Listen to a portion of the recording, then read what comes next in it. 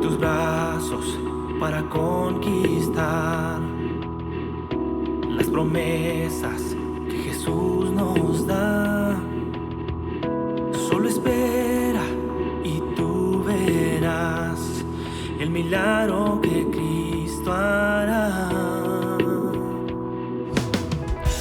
Un lugar para celebrar la victoria que su sangre nos da. Solo confía y cree en Él, que en familia lo encontrará. Hay un lugar para todos, en familia de Dios.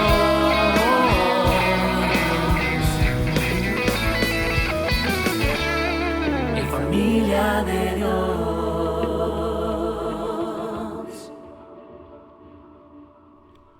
Debido a que esta predicación es la continuación de lo que estudiamos la semana anterior, es importante hacer una recapitulación de lo que vimos previamente.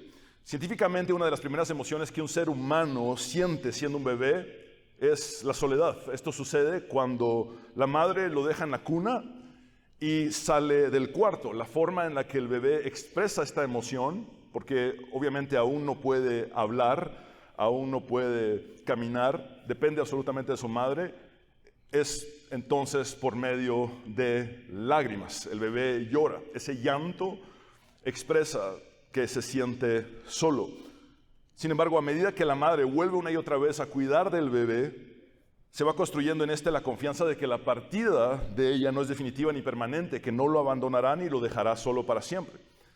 También vimos que en lo que denominamos la ley teológica de la primera mención, es decir, la primera vez que la Biblia habla de cierto tema en concreto, lo primero que Dios dijo que no era bueno y lo primero que Dios corrigió fue cuando vio la soledad de Adán.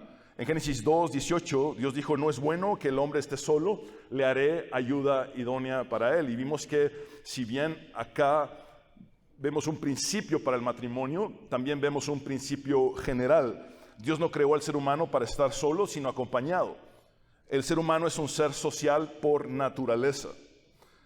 Observen este paralelo interesante e impactante entre la primera emoción negativa que el hombre experimentó después de ser creado y uno de los primeros sentimientos que un bebé experimenta después de nacer. El común denominador es la soledad. Lo cierto es que desde que nacemos hasta que morimos, la sensación de abandono y la soledad pueden experimentarse en cualquier etapa de la vida y a cualquier edad. Todos nosotros nos hemos sentido solos alguna o varias veces a lo largo de nuestras vidas, y es un hecho indiscutible e irrefutable que aun cuando no lo querramos, aun cuando estemos rodeados de personas, podríamos sentirnos completamente solos. Vimos la semana anterior que incluso podríamos estar casados y sentirnos completamente solos. Podríamos tener una familia y sentirnos completamente solos. Podríamos tener un grupo de amigos, incluso asistir a una iglesia y aún así sentirnos solos.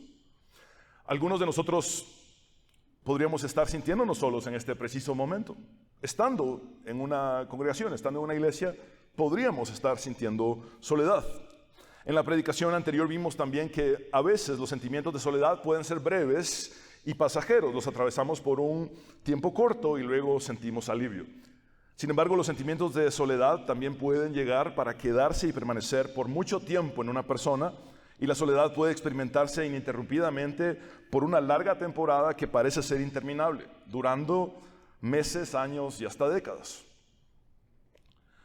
En su libro titulado The Loneliness Epidemic, del cual les hablé también la semana anterior, cuyo título en español sería La epidemia de la soledad, Susan Meres, quien es una científica creyente, hace la diferencia entre lo que es la soledad ocasional y la soledad crónica. Esta autora dice que la soledad ocasional obstaculiza las relaciones satisfactorias. No obstante, tener de vez en cuando sed de relacionarnos podría hacernos mejorar la inversión en intimidad.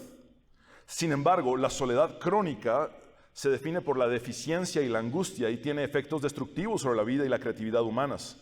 La soledad crónica tiene sus raíces en una inseguridad insaciable. Esta soledad empuja a las personas hacia la muerte, la senilidad, los problemas cardíacos y una mala respuesta a las enfermedades. Estas no son cosas buenas. Necesitamos alivio de la soledad, al menos por periodos de tiempo. Efectivamente, la soledad se siente como una angustia intensa y profunda y también como una inseguridad insaciable. Y esos son los síntomas que el salmista expresa en el Salmo 142. ¿Con cuál de estos dos tipos de soledad te identificas? ¿La ocasional, es decir, la que sucede de vez en cuando y luego tienes alivio? ¿O la crónica, aquella que es permanente, aquella que es ininterrumpida? Quiero dedicar esta predicación nuevamente a aquellos que estén padeciendo soledad crónica, y por eso he titulado este mensaje también como Soledad Crónica, y esta es la segunda parte y final. La semana anterior vimos que 2/3 de la totalidad de los salmos, esto significa que 2/3 sería esto, son salmos que tienen elementos de lamento en estos. Es decir, la mayor parte de los salmos expresan lamento. Y vimos que el libro de los salmos se titula Tehilim, que es alabanzas. Entonces, el libro de las alabanzas es un libro que contiene muchísimo lamento o lamentación. Por otro lado, vimos que cuando se habla de la categoría de los salmos de lamento, hay salmos de lamento individual y salmos de lamento comunitario. Y que el 44% de los salmos son de lamento en su totalidad. Es decir, la categoría más extensa de los salmos son de lamento en su totalidad. O lo digo de esta manera, la categoría más extensa de los salmos son los salmos de lamentación. Entonces vemos que alabar a Dios y lamentarnos no es para nada una acción incompatible. De hecho, estamos hablando del salterio del pueblo hebreo, de aquello que usaron ellos para alabar a Dios colectivamente en el templo. Y vemos que cada vez que alabaron a Dios también podían lamentarse con libertad, pero nunca dejaron de alabarlo. Esto nos da una gran lección. Y de acuerdo con la retroalimentación que recibí de algunos de ustedes durante esta semana, la comprensión de la práctica bíblica del lamento o la lamentación, aunada al entendimiento de que las emociones negativas no son sinónimo de falta de fe, ya que la fe y el sufrimiento no son incompatibles, sino que bíblicamente suelen ir de la mano.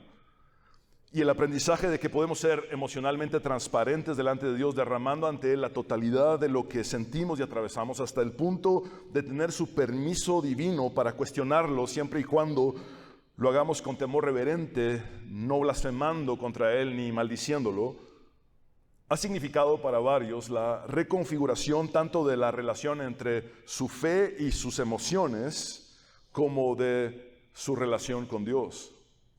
Se lo repito. Lo que aprendimos la semana anterior ha significado para algunos la reconfiguración tanto de la relación entre su fe y sus emociones.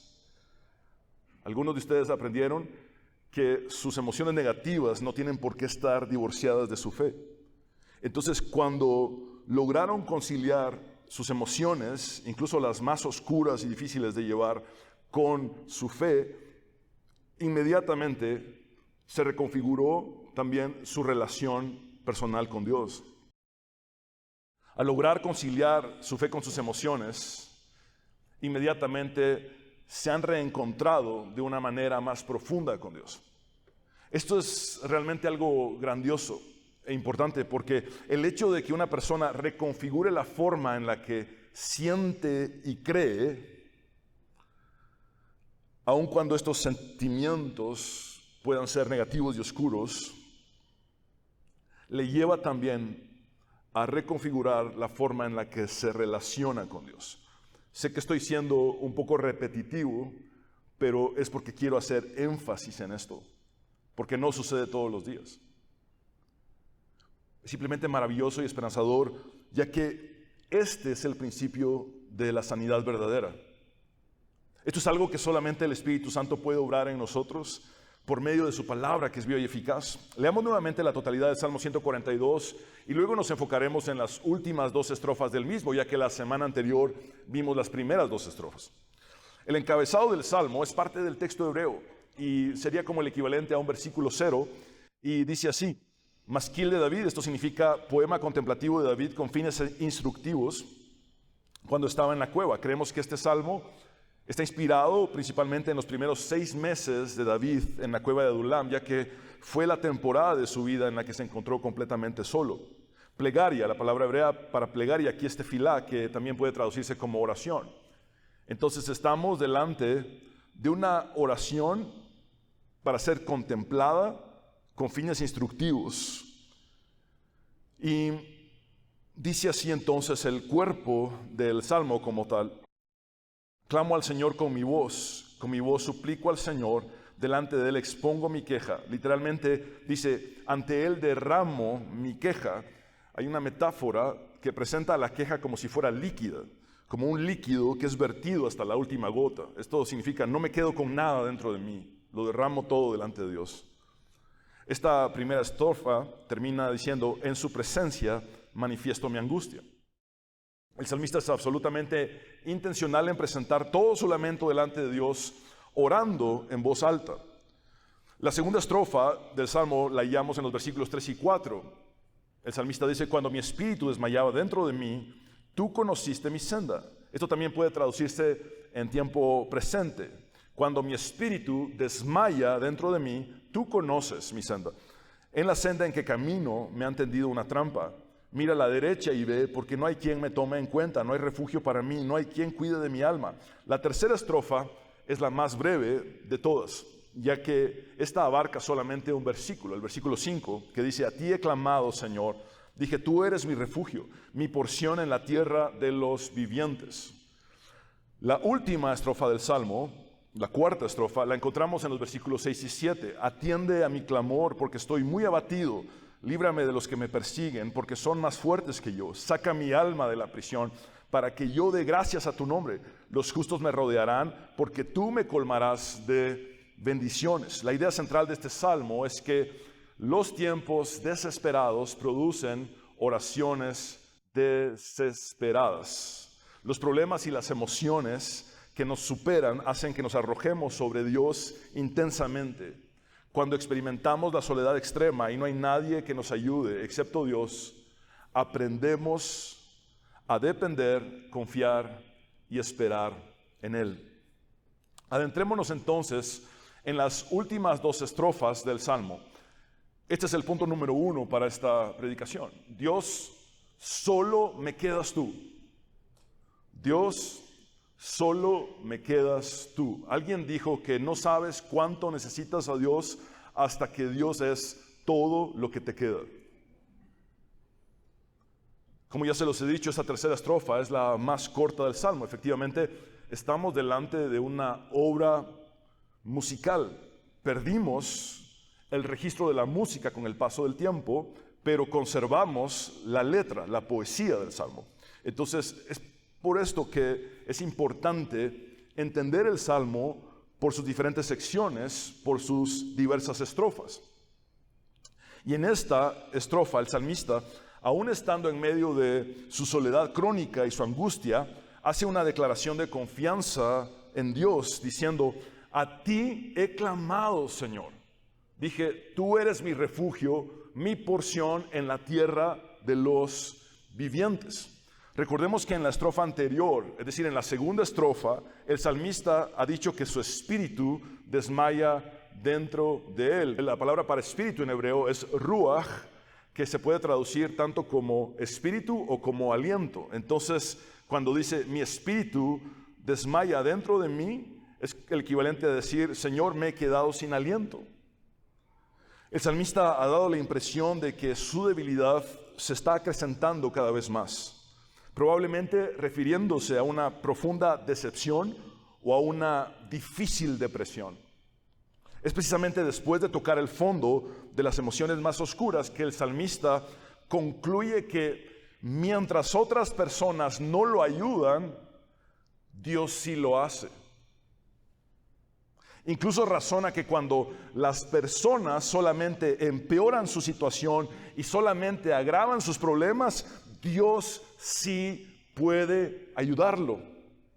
Esto nos lleva a comprender que el cuidado y la ayuda de Dios serán suficientes donde los seres humanos fallan. Se lo repito, el cuidado y la ayuda de Dios serán suficientes donde los seres humanos fallan.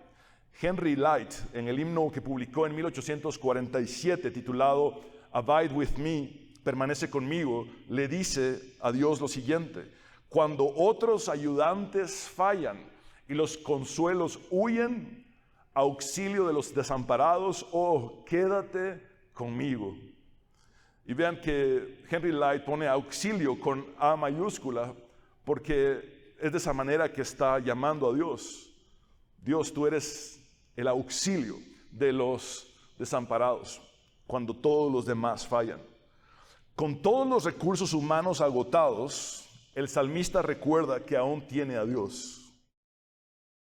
Cuando el salmista no tiene a nadie más que pueda protegerlo ni darle refugio, cuando no tiene ni siquiera un lugar al cual acudir, entonces recuerda que aún le queda a Dios. ¿Te identificas con esto? Si te han fallado otras personas, incluso si te han fallado todas las demás personas, recuerda que aún tienes a Dios. Aférrate a Dios. Si todos los recursos humanos son insuficientes y se han agotado, recuerda que aún te queda Dios. Aférrate a Dios. Si nadie te ofrece protección ni refugio, si no tienes un lugar al cual ir, entonces acude a Dios. El salmista confiesa que Dios es su refugio y su porción. Profundicemos primeramente en la expresión tú eres mi refugio. Recordemos que en el versículo 4, es decir, en la estrofa anterior, el salmista se lamentó porque no tenía un refugio, diciendo: no hay refugio para mí. Él no percibía a la cueva de Adulam como un refugio, ni tenía un solo lugar al cual podía acudir. Sin embargo, ahora en el versículo 5, el salmista le dice directamente a Dios: tú eres mi refugio. Escribí esta frase inspirado en lo que el salmista expresa aquí. A veces tenemos que perderlo todo para entender que Dios lo es todo. A veces tenemos que perderlo todo para entender que Dios lo es todo. No hay refugio para mí, pero volteo a ver hacia Dios. Tú eres mi refugio. Es necesario que todos los demás tipos de refugio desaparezcan, se desvanezcan, para comprender que Dios es el verdadero y único refugio. Él es el lugar más seguro y confiable. Matt Redman dice acertadamente lo siguiente: me encanta decir que la habitación del trono de Dios no solo es un lugar de reverencia, sino que siempre es un lugar de refugio. Entonces, cuando todo lo demás en la vida parece estar cambiando o rompiéndose y desmoronándose, hay un lugar que siempre es estable, seguro y constante. Cuando nos acercamos a Dios en adoración y nos acercamos a su trono, accedemos a eso. Es un lugar muy tranquilizador donde se nos recuerda que hay un Dios en su trono, e incluso cuando no lo entendemos todo, podemos confiárselo todo a Él. Es decir, en nuestras peores pruebas, en nuestras peores crisis, debemos recordar que Dios sigue sentado en su trono y que hay cosas que no tenemos resueltas, que no entendemos, pero podemos confiarlas completamente a Él. El pastor Tozer dice: qué bendita verdad entender que en medio de todas nuestras dificultades y calamidades tenemos un refugio. Elizabeth Elliot, la viuda del misionero Jim Elliot, quien murió llevando el evangelio a los nativos de la Amazonía ecuatoriana, dijo: ¿dónde reside tu seguridad? ¿Es Dios tu refugio, tu escondite tu fortaleza, tu pastor, tu consejero, tu amigo, tu redentor, tu salvador, tu guía. Si es así, no necesitas buscar más seguridad que esa. Pero además de ver a Dios como su refugio, el salmista también ve a Dios como su porción. Él expresa: tú eres mi porción en la tierra de los vivientes. Esto significa, tú eres mi porción mientras viva en esta tierra. Porción es la palabra hebrea helek, que en este contexto tiene el siguiente sentido: Dios, tú eres todo lo que tengo y todo lo que necesito. Cuando el salmista se queda sin nada, sin un refugio, sin amigos, sin una sola persona que esté a su lado, se da cuenta entonces que Dios es su porción, que Dios es todo lo que tiene, pero que Dios también es todo lo que necesita. Observen cómo en la paráfrasis de la Nueva Traducción Viviente se transmite muy bien el sentido de esta frase. Tú eres mi porción en la tierra de los vivientes. Leamos la totalidad del versículo 5 en dicha versión. Entonces oro a ti, oh Señor, y digo, tú eres mi lugar de refugio. En verdad eres todo lo que quiero en la vida. Observen que esta versión, en lugar de traducir tú eres mi porción en la tierra de los vivientes, traduce: en verdad eres todo lo que quiero en la vida. Tú eres todo lo que tengo y lo que necesito. Amados hermanos, en primera, última y en toda instancia, Dios es todo lo que tenemos y necesitamos. Él es nuestro sustentador, Él es la fuerza y la razón de nuestra existencia. Que Dios es nuestra porción significa que Dios es la única satisfacción verdadera de nuestra vida. Dios es la única satisfacción verdadera de nuestra vida. El libro de Eclesiastés nos habla de cómo nada bajo el sol produce verdadera satisfacción, ni las riquezas, ni los placeres. Y llegamos a esta única conclusión: nuestra verdadera satisfacción está exclusivamente en Dios. Punto número 2 y final. Dios, esto me supera, pero no a ti. Dios, esto me supera, pero no a ti. Así es, el salmista se siente completamente superado por su dificultad. ¿Te identificas con esto? En la segunda estrofa, en el versículo 3, el salmista dijo que sus enemigos le tendieron una trampa, y la palabra hebrea que usa allí es pa, era una trampa para animales pequeños, especialmente para capturar aves. Cuando un animalito pequeño se aproximaba a esta pa o trampa, se cerraba inmediatamente. Tácitamente el salmista está diciendo: me siento pequeño, al usar esa palabra, pa, porque era una trampa para animales pequeños.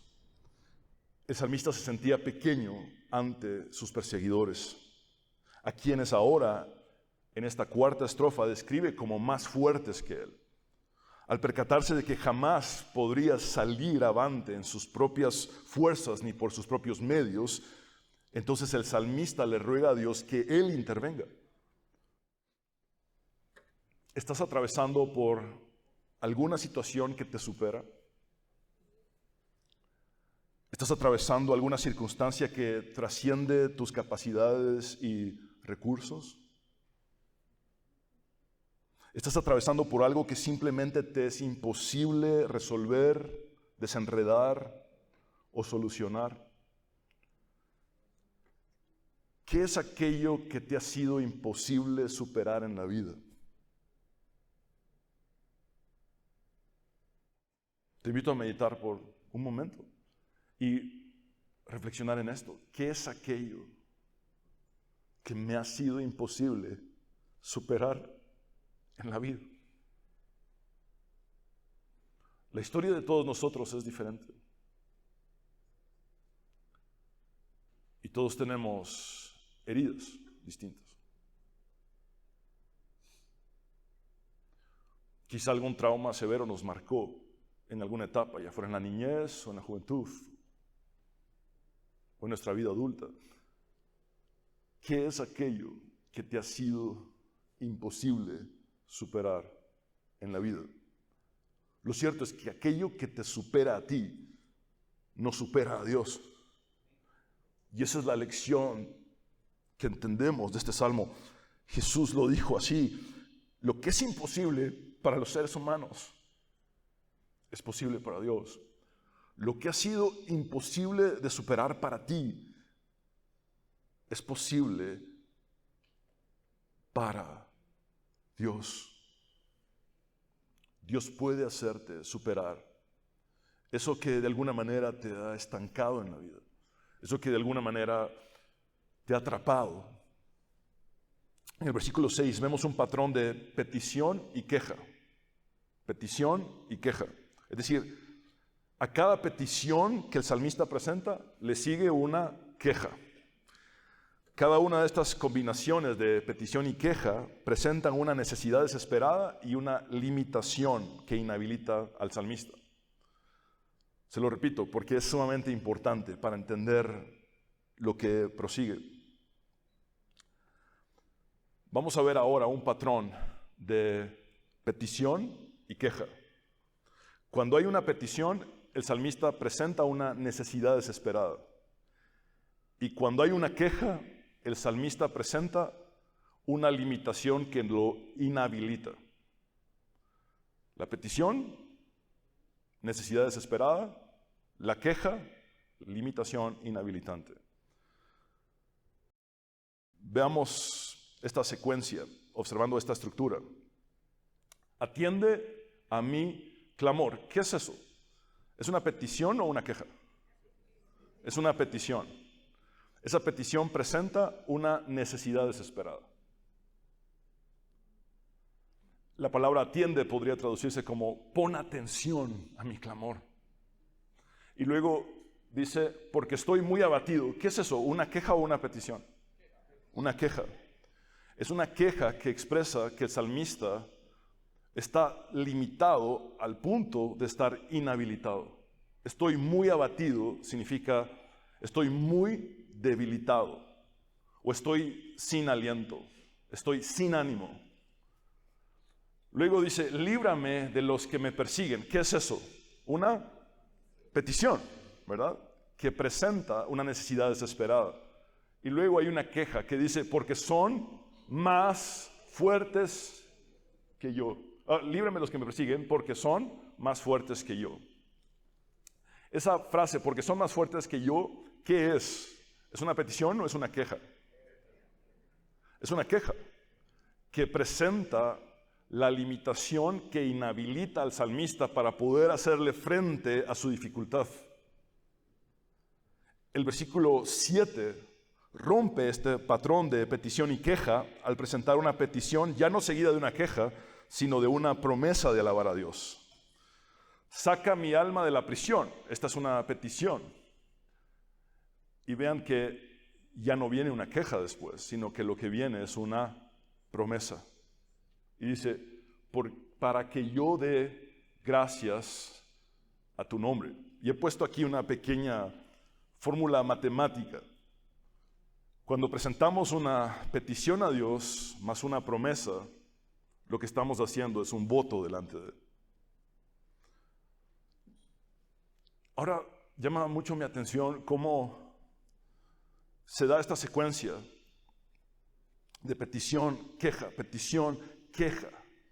pero luego petición, promesa a manera de voto. Quizás sea una manera de decirnos, es completamente válido pedirle a Dios lo que quieras. Jesús dijo, pedid se os dará, buscad y hallaréis, llamad y se os abrirá, porque todo aquel que pide recibe, el que busca halla y al que llama se le abre. Jesús lo dijo claramente, podemos pedir. Y luego entendemos que podemos quejarnos. Hemos visto que 2/3 de los salmos tienen elementos de lamento. Hemos visto que el 44% de los salmos son lamentos en su totalidad. Es permitido, es válido quejarnos delante de Dios, pero llega el punto donde la secuencia se detiene. Quizá sea una manera de decirnos, está bien, pidan y quéjense, pidan y quéjense. Pero recuérdense que la vida no se limita a pedir y quejarse. Que no toda la vida es en ese punto bajo. Que se puede también decirle a Dios, sácame de esta situación para que todo cambie. Sácame de esta situación para que yo te alabe. Y esa secuencia de petición más una promesa es el equivalente, como se los he dicho, a un voto. Si me sacas de la prisión, te voy a alabar. Si me sacas de la prisión, te voy a alabar. En síntesis, la secuencia está aquí en esta última estrofa. Es petición, queja, petición. Un momento. Promesa. Porque Dios puede sacarte del lugar donde estás. El salmista, luego de presentar esta promesa de alabar a Dios y es librado de la prisión, continúa expresando la forma en la que él espera que Dios responda a su oración. Y dice, los justos me rodearán. Esto pondría un final definitivo a su soledad crónica. Porque tú me colmarás de bendiciones o bondades. Para terminar, quiero volver a la primera parte del versículo 7, donde el salmista dice, saca mi alma de la prisión. Quiero profundizar allí. Saca mi alma de la prisión para que yo dé gracias a tu nombre o para que yo alabe tu nombre. Lo más probable es que el salmista está usando el término prisión metafóricamente. Sabemos que está en una cueva, por consiguiente, no está en una prisión. Él está hablando de forma poética. Él está expresando que sus dificultades, sus circunstancias, lo han atrapado y lo han confinado sin posibilidad de escape. Se siente encarcelado sin esperanza de salir de la prisión por sus propias fuerzas. Es por eso que le ruega a Dios que lo libere. Para el salmista, la cueva se percibe como una prisión, un lugar de aislamiento del que no puede salir, porque salir era el equivalente a morir. Lo estaban persiguiendo. Saúl y un grupo del ejército hebreo estaban persiguiendo a David. Salir de la cueva era la muerte. Entonces estaba prácticamente encerrado allí. Pero más que eso, es evidente que el salmista se encuentra en una prisión emocional. Se lo repito, más que eso, es evidente que el salmista se encuentra en una prisión emocional, en un agujero negro psicológico, en el que ha caído por causa de su circunstancia y su soledad crónica. ¿Recuerdan qué es un agujero negro? Este fenómeno en el espacio que tiene tanta gravedad o tanta atracción gravitacional que cualquier materia que ingresa en este agujero negro o cualquier radiación que ingresa en este agujero negro es succionada para no salir jamás.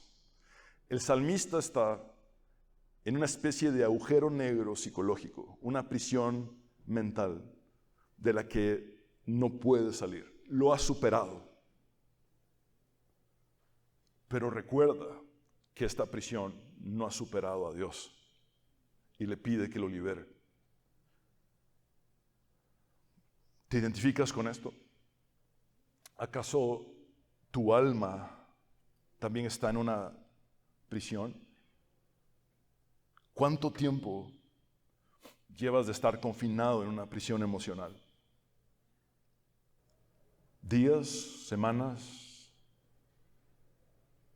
meses, años, décadas? El reconocimiento de estar en una prisión emocional es el inicio del proceso de sanidad. El reconocimiento de que hay una especie de agujero negro psicológico que te succionó y no te deja salir. Es el inicio de la sanidad. Es por eso que es tan relevante hacer uso de la lamentación, porque es un recurso en el que derramamos hasta la última gota de lo que hay en nuestros corazones. Reconociendo, yo no tengo la capacidad de salir de aquí, no hay nadie que pueda ayudarme realmente. Esto me supera a mí y a todos los que quisieran ayudarme, pero no supera a mi Dios. Hoy quiero decirte que tu prisión emocional te supera a ti, pero no a Dios.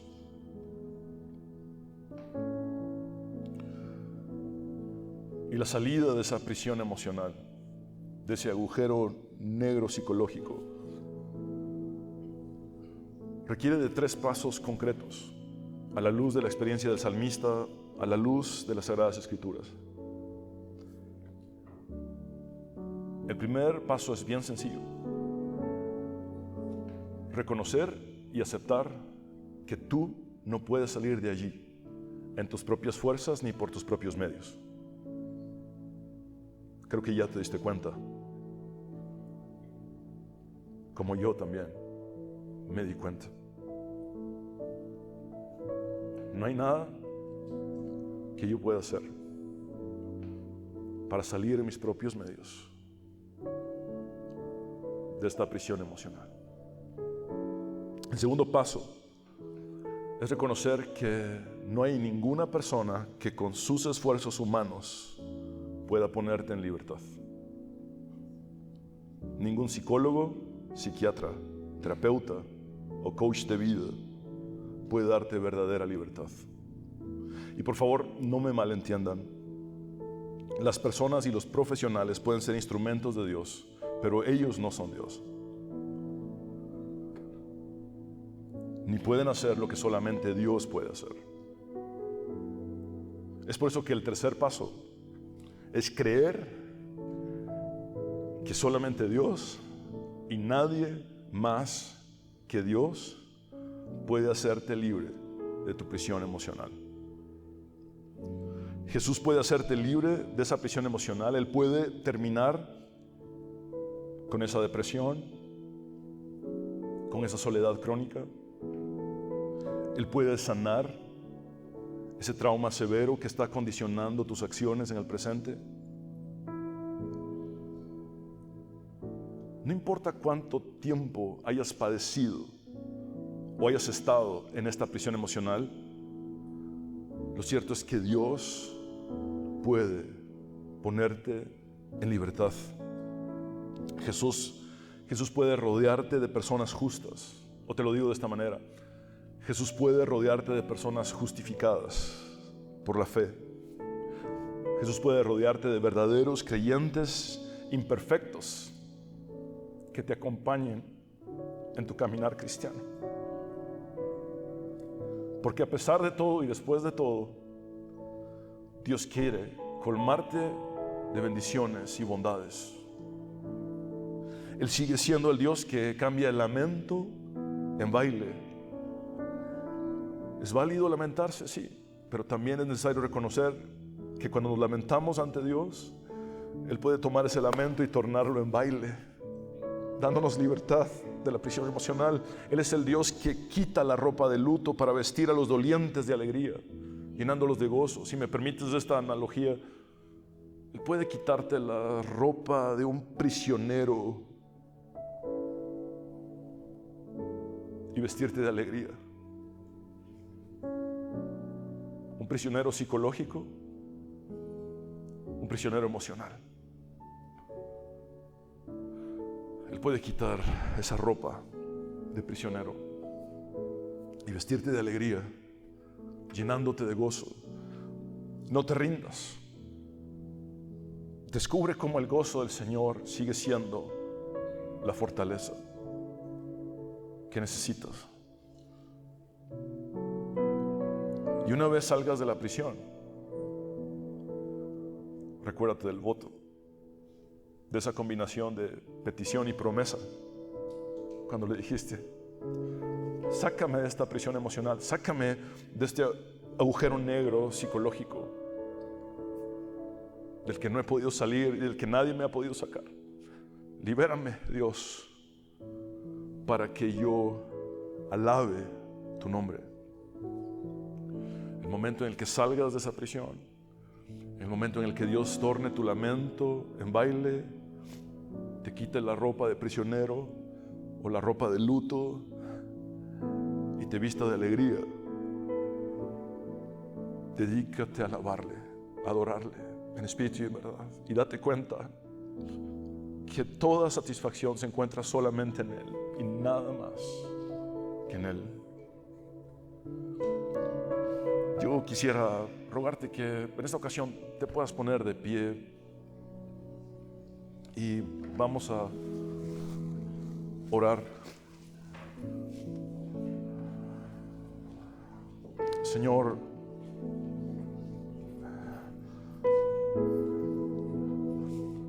gracias por hablarnos a través del Salmo 142.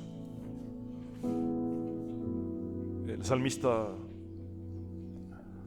no sabía que 3000 años después o miles de años después estaríamos del otro lado del mundo, en otra cultura, siendo inspirados por la soledad crónica de este, para ser libres de la nuestra.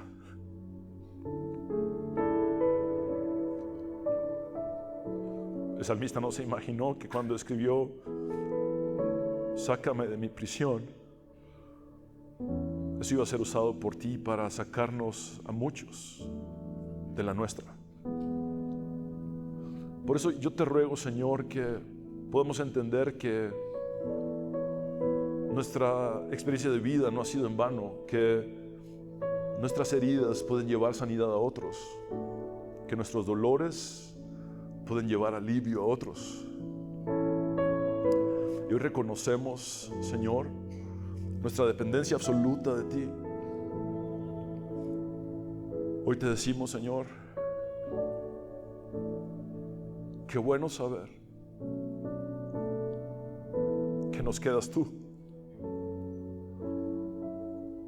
y que a veces es necesario perderlo todo para saber que tú lo eres todo.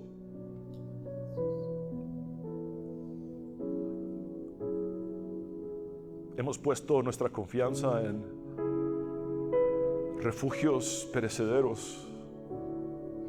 Hemos puesto nuestra confianza equivocadamente en refugios pasajeros. Pero cuando ya no hay nada más que aparentemente pueda refugiarnos, volteamos a ver y te decimos: Señor, creí que no tenía un refugio, pero tú eres mi refugio. Y hoy te decimos, Señor, también tú eres nuestra porción. Tú eres todo lo que tenemos y todo lo que necesitamos.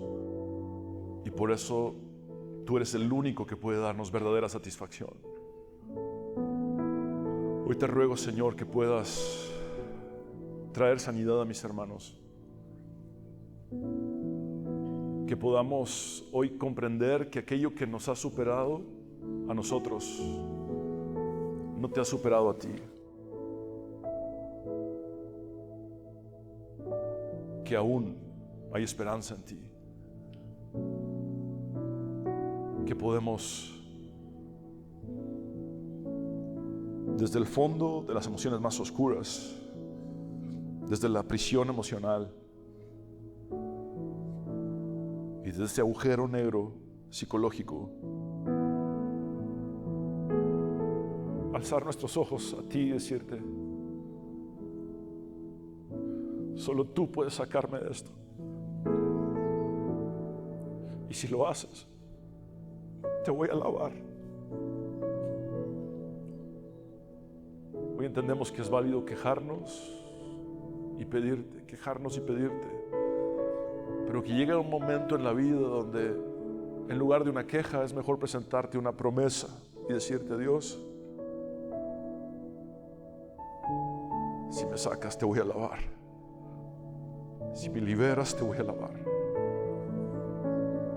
Trae salud, Señor, a nuestras emociones. Aumentanos la fe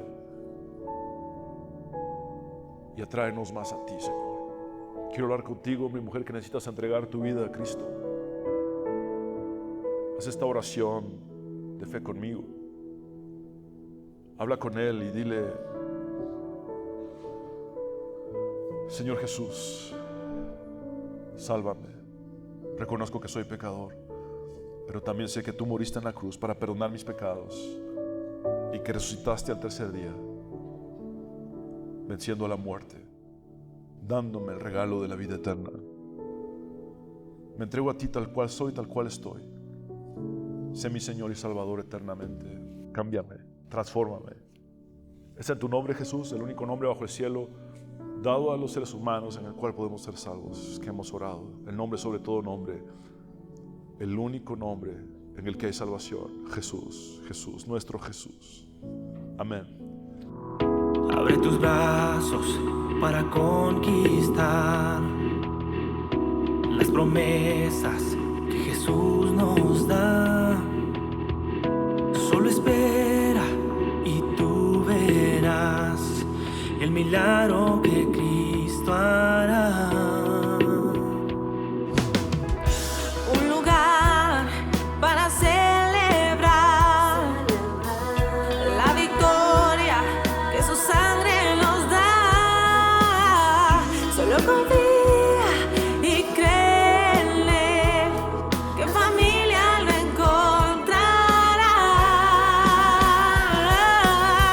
Hay un lugar para todos, en familia de Dios.